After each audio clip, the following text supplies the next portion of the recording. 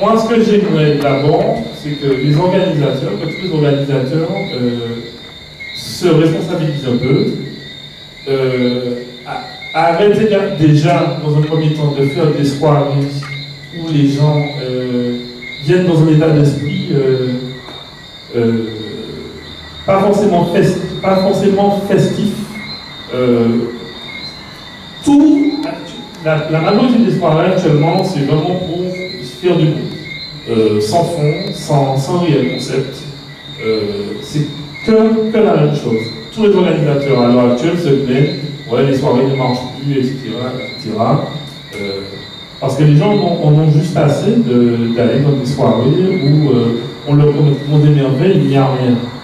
Donc, le drame de samedi dernier aurait pu, je pense, être évité. On en a déjà parlé, j'ai coupé, vu que je suis arrivé en retard, je pense que j'ai coupé un peu le début de la discussion. Si des mesures de sécurité étaient réellement appliquées à l'entrée des boîtes de nuit, ce qui n'est pas le cas, et ce n'est pas que le coconut. Je pense qu'on peut vraiment, des boîtes de sécurité, j'aimerais qu'au jour d'aujourd'hui, on me dise dans quelle boîte de nuit il y en a qui fonctionnent, hein, je parle, hein, pas juste en termes de décoration. Donc déjà là, et ça c'est courant, des jeunes qui rentrent en boîte de nuit avec des couteaux, des lames de rasoir dans leurs cheveux ou des armes à feu, c'est commun en boîte de nuit. Donc effectivement, parler de jeunes qui peuvent tomber dans la délinquance sous un coup de colère, etc., c'est vrai. N'importe qui sous un coup de colère peut s'emporter et blesser ou attenter à la vie de quelqu'un, c'est sûr. Mais si cette personne-là n'était pas en possession d'une arme, je pense déjà que ça éviterait d'avoir un drame comme on a fait avant samedi dernier. Donc, moi, effectivement, j'aimerais bien que tous les organisateurs arrivent à monter un syndicat pour lutter contre ça, mais je pense d'abord que c'est les patrons de boîte de nuit qui doivent faire quelque chose en termes de sécurité, parce que les organisateurs ne peuvent pas tout faire, ça c'est sûr. Donc, je pense quand même essayer de voyager pas mal et de voir ce qui se passe ailleurs. Il y a une vraie crainte de la part des usagers des boîtes de nuit. Quand ils vont soir, ils se disent je ne vais pas faire n'importe quoi en boîte de nuit parce que on va me mettre dehors à coups de pied, à coups de batte de baseball. Enfin, bon, je ne pense pas réellement exagérer, je pense vraiment que c'est ça. Or, en Martinique, maintenant, on se dit bon voilà, pas de souci. On se dit là c'est mon pote, il n'y a pas de problème. Ou comme j'ai déjà vu souvent, quelqu'un qui va vouloir se battre avec quelqu'un dans une boîte de nuit, eh bien, un vigile va lui donner une bouteille de champagne, va lui dire viens t'asseoir, calme-toi, tourne le champagne, etc. Bon, ça veut dire quoi? Ça veut dire quoi? C'est pas possible. Donc déjà à ce niveau-là, bon, je pense que les principales personnes qui devraient agir sont les patrons de boîte de nuit. Merci. J'ai une question jusque derrière, après je vous donnerai. Bonjour à tous. Bonsoir. Bonsoir à tous. Bonheur. Sur la question des soirées et des boîtes de nuit, il y a un règlement qui existe tant pour les gestionnaires, les organisateurs de soirées, les responsables de boîte et la police. Et ce règlement-là, en Martinique, il n'est vraiment pas appliqué. Il y a des choses qui existent. Aujourd'hui, il faut les adapter par rapport à notre contexte. Parce qu'il y a les boîtes de nuit, mais il y a aussi tout ce qui s'organise en plein air, les gardes de parties, la bonne, le garde-pied, patata. Donc là, les politiques, ils n'ont pas le temps de s'occuper de ce genre de choses-là. Donc c'est à nous, qui sommes population, de pouvoir nous réunir, les organisateurs de soirée, la police, ainsi que les sociétés de vigiles, vous réunissez et avoir en place un projet, quelque chose pour pouvoir protéger la population, pour pouvoir vous protéger vous-même, parce que quand on tue quelqu'un dans une boîte de nuit ou dans une soirée, vous êtes les premiers à être responsables, parce que la loi vous dit, les organisateurs de soirée, que vous avez déplacé quelqu'un, c'est vous qui avez déplacé quelqu'un dans votre soirée, donc vous êtes les responsables, c'est ça que la loi dit. Excusez-moi. Attends, je termine. Et donc, c'est à vous, vous êtes parmi les premiers à devoir organiser quelque chose, préparer un projet, vous rassembler pour pouvoir présenter aux politiques. Aux politiques, voilà quelle est la réalité de ce qui se passe sur le terrain. Et voilà quel est le projet qu'on vient déposer. Et on va suivre avec vous ce projet-là. Parce que ça ne doit pas être comment? Il faut lancer. Il faut vraiment appuyer. Vraiment appuyer. Je disais encore, la question de la jeunesse. Souvent, quand on parle de violence, hop là, les jeunes, voilà.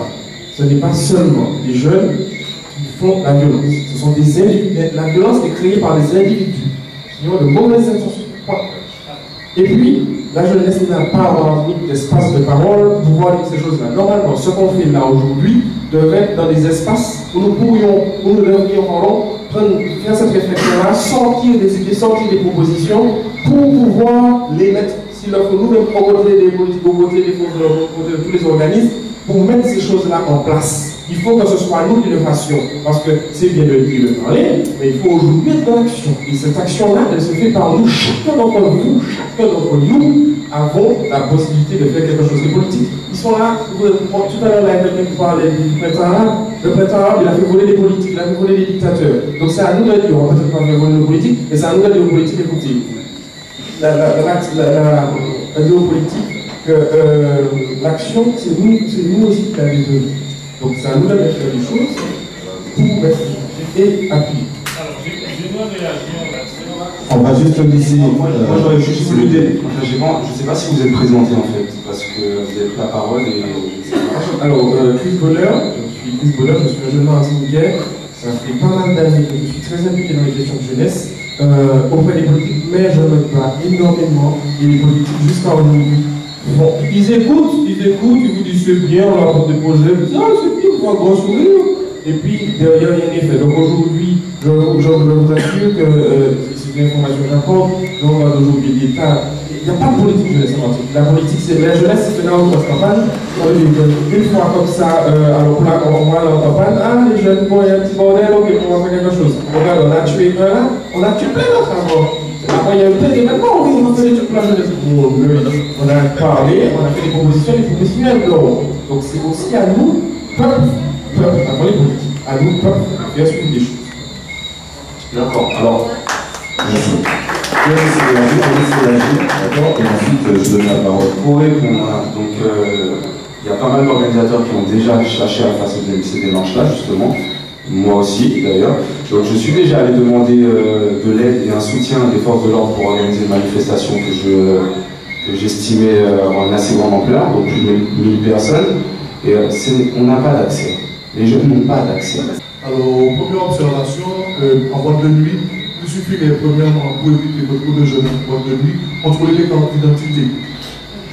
J'ai été en boîte de nuit avant d'avoir l'âge d'aller en boîte de nuit. Bon, les jeunes de ma génération, nous étions pas trop pour la violence, donc ça se passait particulièrement bien. Maintenant que nous voyons le tournant que ça prend, pourquoi ne pas faire ça? Ce serait déjà un frein à un certain nombre de choses que nous voyons. Une deuxième chose, palper convenablement un individu permet de voir qu'il a quelque chose dans sa poche ou encore dans ses cheveux. Et puis, en tant qu'agent de sécurité d'une société agréée, vous n'avez pas le droit de fouiller quelqu'un, vous avez le droit de lui demander d'ouvrir ses affaires. Donc vous n'allez pas mettre votre main dans ses affaires, lui demander d'ouvrir ses affaires et de retirer tout ce qu'il a dans son sac. Comme moi je vois, il y a quelqu'un droit de fouille, mais la personne me demande d'ouvrir mon sac et même de retirer mes chaussures. J'ai horreur de retirer mes chaussures, mais je retire mes chaussures. On peut savoir que dans les chaussures, il n'y a pas n'importe quoi. Donc c'est vrai qu'on va dire les extrêmes, mais ça aurait été sympa. Parce que là, on aurait évité un certain nombre de choses qui nous arrivent. En fait, excuse-moi, mais tu as tout à fait raison, les extrêmes, je pense que c'est peut-être la solution. C'est-à-dire que la tolérance, zéro. Zéro à tous les niveaux. Alors, beaucoup de choses ont été dites, beaucoup de choses, d'idées ont été données. Moi, je pense que c'est aussi qu'il faut que nous nous responsabilisions. Il est vrai qu'aux abords des discothèques, la sécurité n'est pas parfaite, mais il nous faut éviter de porter des bijoux qui pourraient attirer l'attention, respecter les règlements des discothèques. Elgaïou a proposé une très bonne idée qui est de mettre en place une brigade. Mais il faut, comme l'a dit Thérèse, trouver des personnes qui soient volontaires. C'est pas d'aujourd'hui, il y a 5-10, à l'époque du Chalet Village, du Crazy Night, il y avait toujours ces soucis-là, d'accord? Et ils ont essayé de vouloir mettre en place en fait une espèce de brigade spéciale pour la nuit, qui serait affiliée directement aux forces de l'ordre et qui aurait un moyen déjà d'être véhiculé très rapidement, donc à moto, parce qu'à moto en Martinique, on peut être n'importe où en 10-15 minutes. Comme je disais, il n'y a pas que le Lamentin et Fort-de-France, où il y a des discothèques, il y a des animations, il y a des gardens, c'est dans le nord, ça peut être dans le sud, et ce serait éventuellement une solution d'avoir une brigade qui serait rémunérée pour cela. Mais après, si tout le monde, conseil général, conseil régional dit qu'il n'y a pas d'argent, eh ben, on n'avancera pas, parce que l'argent il va où? Donc il faudrait peut-être me... Et pourquoi pas créer des brigades bénévoles? Des brigades bénévoles, mais attends, à l'heure d'aujourd'hui, dans la crise économique qu'on subit et sociale, il n'y a pas de bénévoles, c'est fini ça. Ben, là, tout le monde a des factures, tout le monde a des machins.